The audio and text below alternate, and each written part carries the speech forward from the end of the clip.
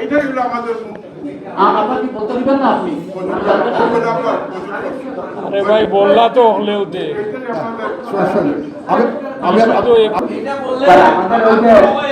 বললে আইফোন ৪৫ বছর হয়েছে এইসব বললাম না। এই যে ডিসেম্বর মিটিং তো আমরা মালিক শ্রমিকর যে আমরা যে গাড়ি আমরা তো বিপদ হবো, আমরা সব কিছু টাকা বন্ধ, কিন্তু এখন দেখি যে সব কিছু মানে এই যে কথাগুলা আর কোনোদিন শুনি নাই, কিন্তু আজকে যে বিএনপির আমলের ১-২ মাস হয়েছে না, এখন বোঝা যায় সব কিছু ক্লিয়ার হয়ে যেত। তবে ডিজিটা দয়া করি আপনারা চালকা আর আপনি একটা পদক্ষেপ নেওয়া বন্ধ করি আর লম্বা করিয়া লাগাই ভেজাল করা যাবে না, আমরা ভেজাল করবো না, এটা তো মোটামুটি ক্লিয়ার। এখন যে ভেজাল করবে তার সাথে আমরা কেউই নাই, কথা ক্লিয়ার? ঠিক আছে ঠিক আছে ঠিক আছে আমি শেষ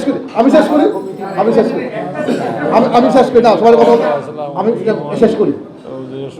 ভেজালের বিষয়ে আমরা এক আর একটা হচ্ছে আপনারা ওজনে কেউ যাতে কম না দেন এটা খেয়াল রাখবেন। মূলত পেট্রোল পাম্পে এই দুটো সমস্যা হয়।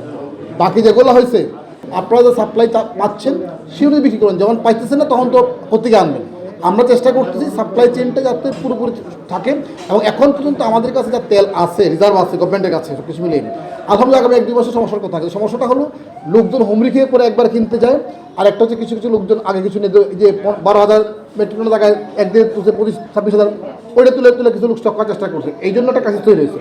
বাট হোপফুলি যেটা হলো যে আপনারা গত 15-20 দিন খুবই কোঅপারেশন করছেন এবং আপনারা স্মুথলি রান করছেন। আমাদের কোনো জায়গাতে দেখেন তো কোনো ইন্টারভেনশন করতে হবে, এখানে ফাইন হয়েছে মাত্র 3টা কেসে, স্পেসিফিক 3টা কেসে। একটা তো পানি দেওয়ার অভিযোগ, একটা তো হচ্ছে এক জায়গায় রাখা ওনারা চলে গেছে,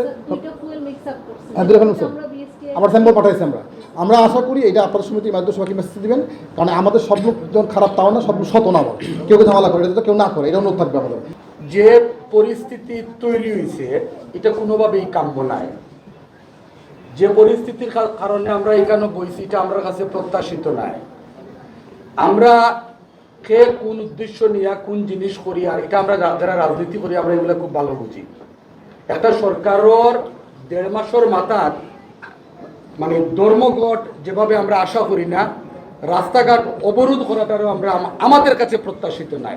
আপনারা বুঝুন যে আমরা কিনা কইলাম। ঠিক একইভাবে কোনো সম্মানিত ব্যবসায়ী হল হেরাচৌকা, তারা কোটি কোটি টাকা বিনিয়োগ করিয়া ব্যবসা করে, তারা ক্ষতিগ্রস্ত হোকা, অসম্মানিত হোকা, এটাও যেভাবে আমার কাছে প্রত্যাশিত নাই।